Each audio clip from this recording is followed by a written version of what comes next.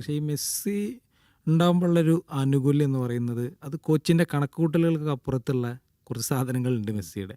കാരണം ഇപ്പോൾ മെസ്സി കൊടുക്കുന്ന ചില പാസ്സൊന്നും എന്താ പറയുക നമുക്ക് തലേന്ന് മീറ്റിങ്ങിൽ ഇരുന്നിട്ട് പറയാൻ പറ്റുന്ന സാധനമല്ല. 69-ാം മിനിറ്റിൻ്റെ 30-ാം സെക്കൻഡിൽ അവിടെ വൺ ഡേക്ക് ഒന്ന് ഇങ്ങനെ മാറും, അപ്പോൾ അതിനിടയിലൂടെ ഒരു ബോൾ ഇങ്ങനെ വര പോലെ പോകുന്നൊന്നും നമുക്കൊരു ഒരു അതെങ്ങനെ അത് മെസ്സി, അതാണ് മെസ്സിൻ്റെ ഒരു പ്രത്യേകത. അതായത് ഇപ്പം നമ്മൾ പല റീലൊക്കെ കാണുന്നത്, അതായത് കളിയിൽ ബോൾ മറ്റുള്ള ബോൾ ഇപ്പോൾ ഡിഫൻസിൻ്റെ പക്കലാകുമ്പോൾ മെസ്സിയുടെ പല റീലുകളും ഉണ്ട്.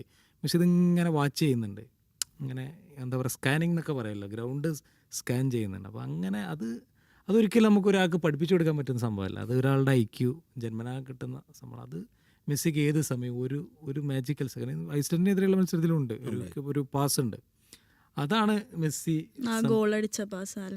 അതാണ് മെസ്സിയെ നിലനിർത്താനുള്ള കാരണം. കാരണം ഏത് സമയത്തും ഒരു എന്താ പറയുക പ്രവചനങ്ങൾ എതിർ ടീമിൻ്റെയും നമ്മുടെ പ്ലാനുകൾ, അതായത് സ്വന്തം ടീമിൻ്റെ പ്ലാനുകളെയും തെറ്റിക്കുന്ന നീക്കങ്ങൾ മെസ്സിക്ക് നടത്താൻ പറ്റുന്നുള്ളതാണ്. അതാണ് ഈ മൂന്നാം കണ്ണ് എന്ന് പറയുന്നൊരു സാധനം ഉണ്ടല്ലോ, അതാണ് മെസ്സിയുടെ ഹൈലൈറ്റ് എന്ന് പറയുന്നത്. പക്ഷേ അർജൻറ്റീനക്ക് തോന്നുന്നത് ഒരു വിത്തൗട്ട് മെസ്സി പ്ലാന് കണ്ടെത്തേണ്ട ടൈം ആയിട്ടുണ്ട്.